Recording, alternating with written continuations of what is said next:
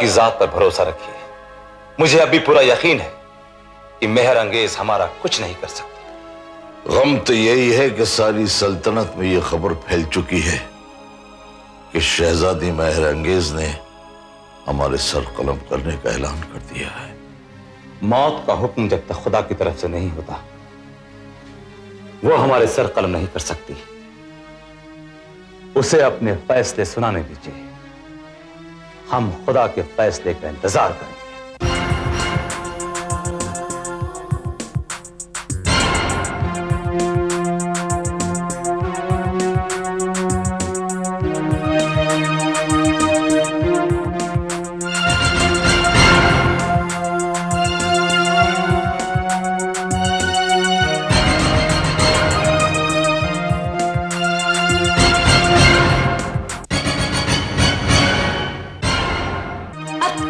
अपनी मौत का इंतजार करने की कोई जरूरत नहीं है। कल शहर के बीचों बीच तुम सबकी गर्दनें तुम्हारे तन से जुदा कर दी जाएंगी। जिगाला, जिब्रान, कल खुले बाजार में हमें सबसे पहली गर्दन इस हिंदुस्तान के शहजादे की कलम करनी है। ले चलो यहां से इसे खींचकर, और इसके साथ ले चलो जरगाम को भी। इस कमजोर शहजादे के बाद जरगाम का सर उसके जिस्म से जुदा कर दिया जाएगा। उसके बाद सर कलम किया जाएगा इस बूढ़े जहांगीर शाह का। हमें अफसोस है कि तुम्हारे बेटे के बाद तुम्हारी गर्दन भी हमारे हाथों से कलम की जा रही है। रहम के काबिल नहीं है ये लोग, इन्हें यहां से ले चलो। नहीं शहजादी नहीं, इतना बड़ा गुनाह मत कीजिए। रुक जाइए, मैं कहता हूं रुक जाइए। इन बेगुनाहों का कत्ल करने की गलती कतई मत कीजिए। हमारे रास्ते से हट जाओ बेअदब। हमारे दुश्मनों से हमदर्दी करने का अंजाम जानते हो? मौत की खाट उतार दिए जाओगे तुम। नहीं है परवाह सर शाम को अपनी जिंदगी की। इन बेगुनाहों की जिंदगी बचाने के लिए अगर मुझे मौत के घाट भी उतार दिया गया तब भी मुझे अफसोस नहीं होगा। लेकिन मेहर अंगेज, मैं तुम्हारे नापाक इरादों को कभी कामयाब नहीं होने दूंगा। नहीं दरशाम, आज इसे अपने जुल्म का तमाशा दिखाने दो। ना शहजादे ना, मेहर अंगेज आज अपनी शैतानियत पर उतर आई है। हमारा खून बहाकर आज ये अपनी हैवानियत का सबूत पेश कर देगी। बदतमीज, शहजादी की शान में गुस्ताखी। तुझे जिंदा रहने का कोई हक नहीं है। मैं अभी इसी वक्त तेरा गला घोट दूंगा। रुक जाओ जिब्रान, हम इसकी जान नहीं लेना चाहते। ये हमारा दुश्मन नहीं है। इसकी जिंदगी पर रहम करके आप बहुत बड़ी गलती कर रही हैं शहजादी। जरशाम, देखो जरशाम, तुम हमारे दुश्मन नहीं हो। हमें तुमसे कोई गिला, कोई शिकायत नहीं है। हमारी दुश्मनी तो सिर्फ इन लोगों से है। ये वो लोग हैं जो गुल सनोबर की दास्तान तक पहुंचने के लिए हमारे लिए एक दीवार बन चुके हैं। अगर हमने ये दीवार नहीं गिराई तो हम कभी भी अपने मकसद में कामयाब नहीं हो सकते। इसीलिए इन सब का मर जाना ही हमारे लिए बेहतर होगा। ये लोग नहीं मर सकते। जीने मरने की कसमें खाई है मैंने इन लोगों के साथ। मैं इनका साथ नहीं छोड़ सकता। जब हम इनकी मौत का फैसला कर चुके हैं तो तुम इनकी जिंदगी बचाना चाहते हो? हाँ हाँ, जिंदगी बचाना चाहता हूं मैं इनकी। यही लोग हैं ना जो तुम्हारे और गुल सनोबर के बीच दीवार बने खड़े हैं। अब ये लोग दीवार नहीं बनेंगे। मैं गिराऊंगा उस दीवार को जो तुम्हारे और गुल सनोबर के बीच खड़ी है। गुल सनोबर की दास्तान सुनना चाहती हो? मैं सुनाऊंगा तुम्हें वो दास्तान, लेकिन इसके बाद इनकी जिंदगियों पर तुम्हारा कोई इख्तियार नहीं होगा। नहीं दरशाम, नहीं। गुल सनोबर की दास्तान मोहब्बत हमारी जिंदगियों से कहीं ज्यादा कीमती है। मिट जाने दो हमें इस दास्तान के लिए, लेकिन गुल सनोबर जैसी अजीम मोहब्बत की दास्तान इस जालिम शहजादी के सामने कभी मत पेश करना। नहीं शहजादे, सुनाने दो मुझे गुल सनोबर की दास्तान। इस दास्तान को सुनाकर मैं तारीख की उस जालिम तलवार को तोड़ देना चाहता हूं जिसने इंसानी खून को बहाया। और से सुनो मेहर अंगेज, और से सुनो मेहर अंगेज, और से सुनो मेहर अंगेज, और से सुनो मेहर अंगेज, और से सुनो मेहर अंगेज।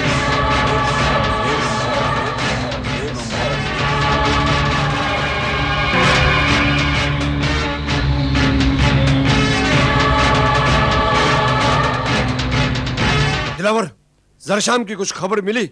उसे तो अब तक लौट कर आ जाना चाहिए था, तो फिर वो लौट कर आया क्यों नहीं? उसी की वजह से हम सब लोग भी परेशान हैं सिकंदर। उसे तो बहुत पहले आ जाना चाहिए था। हम सनोवर को क्या जवाब देंगे दिलावर? यही बात मेरी समझ में नहीं आती सिकंदर। क्या अब हम सनोवर के सामने किस तरह जाएंगे? उसके न लौटने का सबब क्या है दिलावर? सबब मत पूछ सिकंदर, मत पूछ।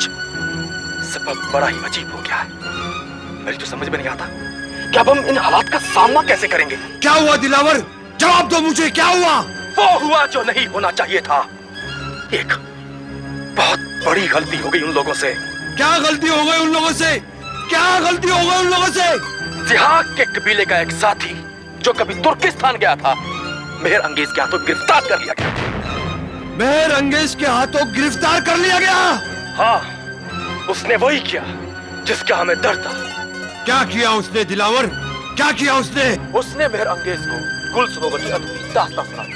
क्या उन बागियों ने मेहर अंगेज को गुल सरोवर की अधूरी दास्तां सुना दी? हाँ सिकंदर, हाँ।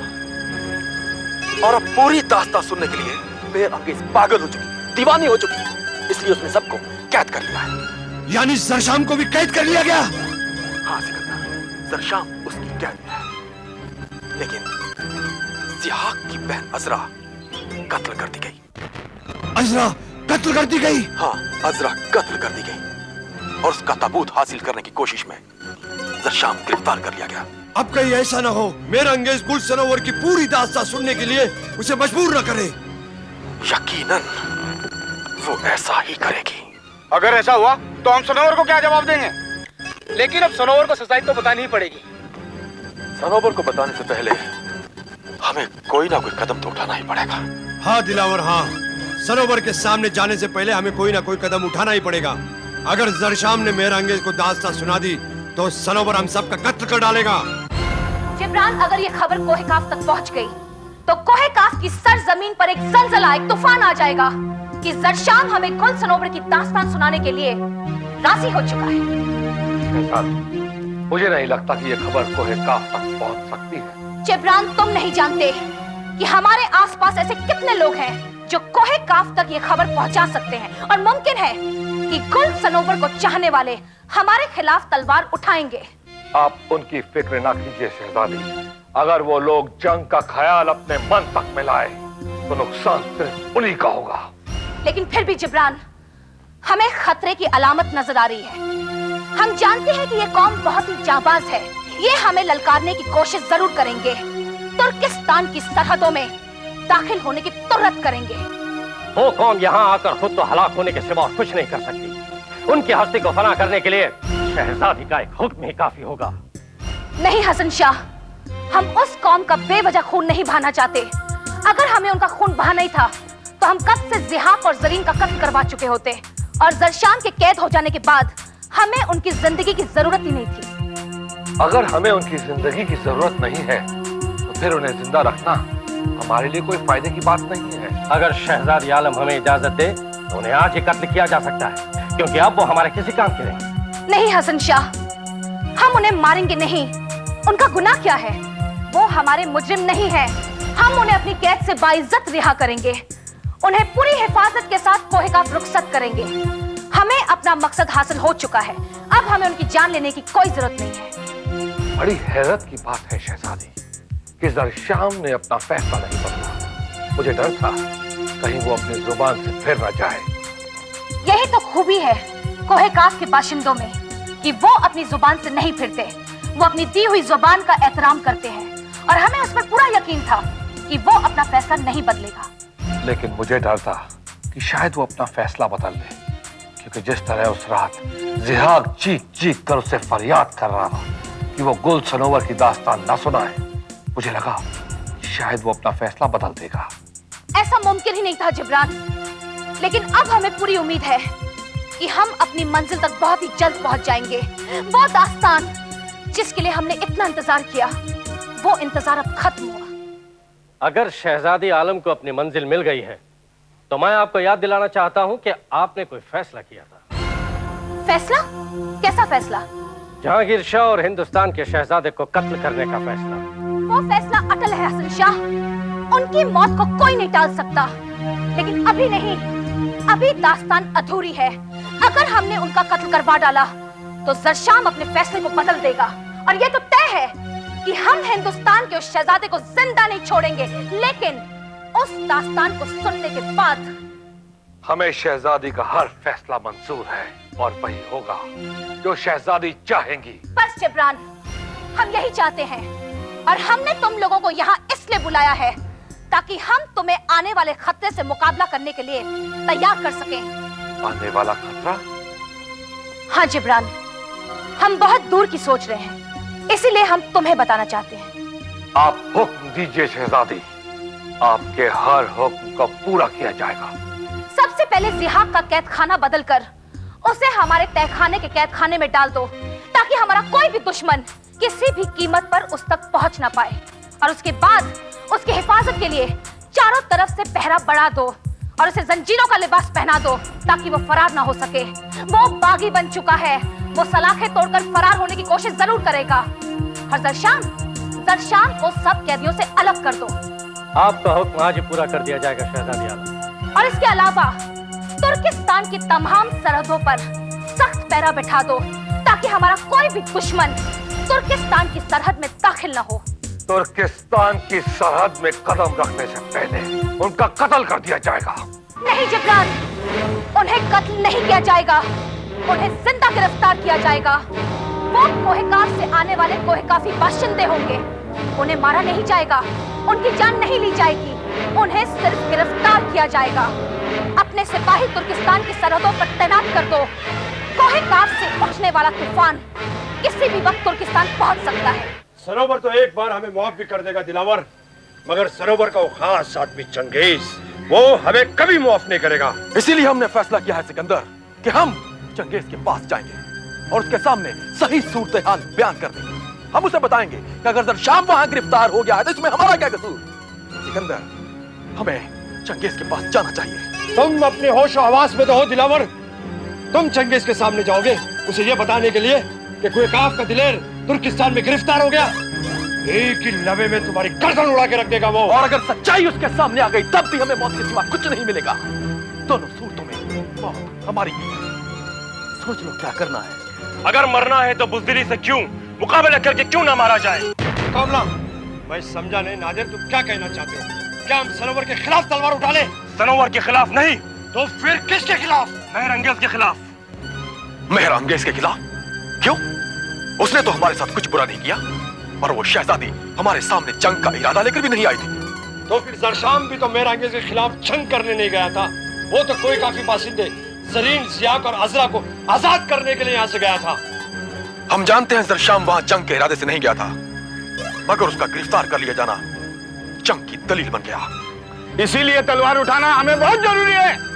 अब हमारे सामने दो ही रास्ते हैं। या तो चंगेज को बता दें कि जरशाम मेहर अंगेज के हाथों गिरफ्तार कर लिया गया है, या फिर मेहर अंगेज के साथ जंग करके जरशाम को आजाद कराने के लिए तुर्किस्तान की तरफ निकला जाए। बोलो क्या ख्याल है? अगर हमें मरना ही है तो चंगेज की तलवार से क्यों, तुर्किस्तान जाकर मरेंगे। मैं भी यही कह रहा हूँ। अगर हम नाकाम होकर चंगेज के सामने चले गए तब भी वो हमें मार डालेगा। बेहतर यही है कि मेहर अंगेज के हाथ से लड़ते हुए हम मारा जाए। अगर तुम लोग मेरे साथ हो तो मैं अभी और इसी वक्त तुर्किस्तान की तरफ निकलने के लिए तैयार हूं। बस हमें दो ही फैसले करने हैं, या तो जरशाम को साथ लेके लौटना है या अपना सर कलम करा देना है। कौन है हम में से जो तुर्किस्तान का रास्ता जानता हो? हम में से तो कोई नहीं जानता। फिक्र करने की कोई जरूरत नहीं है, हमें बड़ी आसानी से तुर्किस्तान जाने का रास्ता मिल जाएगा। लेकिन कैसे? क्या तुम जानते हो?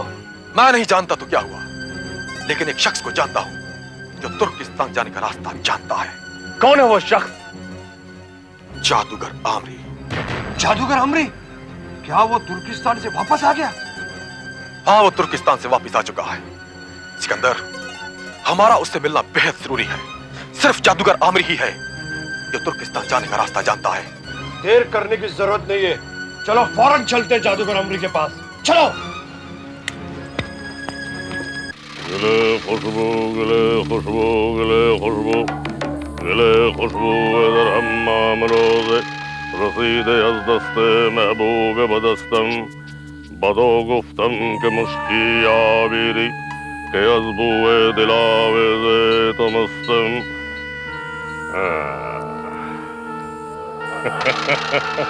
यारम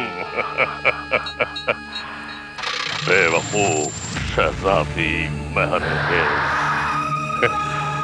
समझती है हमारी बनाई हुई लड़की हसरा से कुल सनोवर की दास्तान उगलवाने की।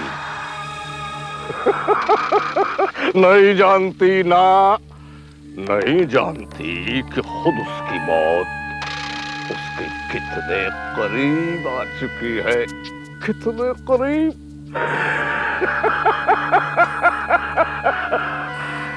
कोई नहीं जानता जादूगर आमरी के दिल का राज, कोई नहीं जानता, कोई नहीं।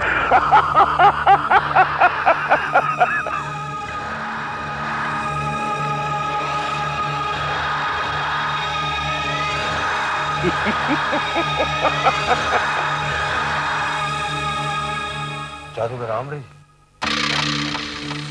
जादूगर आमरी, हम लोग आप ही से मिलने के लिए आए हैं। ये वक्त जादूगर आमरी से मिलने का नहीं है। जाओ, चले जाओ यहाँ से। नहीं जादूगर आमरी, इस वक्त हमारा आपसे मिलना बेहद जरूरी है। और आपके अलावा इस वक्त ऐसा कोई शख्स नहीं है जो हमारी फरियाद सुन सके। फरियाद? कैसी फरियाद? कौन हो तुम लोग और कहां से आए हो? हम लोग कोई काफ के बाशिंदे हैं जादूगर आमरी। और सनोबर के खास दरबारी। सनोबर के खास दरबारी? हाँ जादूगर आमरी। तो फिर आमरी के पास आने का मकसद? तुर्किस्तान जाने का रास्ता जानना चाहते हैं। क्या तुर्किस्तान का रास्ता? हाँ जादूगर आमरी, हमारा वहां जाना बहुत जरूरी है। क्या कहा? वहां जाओगे तुम लोग जहां हर लम्हा मौत बसती है, जहां हर वक्त आसमान में कफन उड़ता नजर आता है। नहीं, बदल दो अपना इरादा।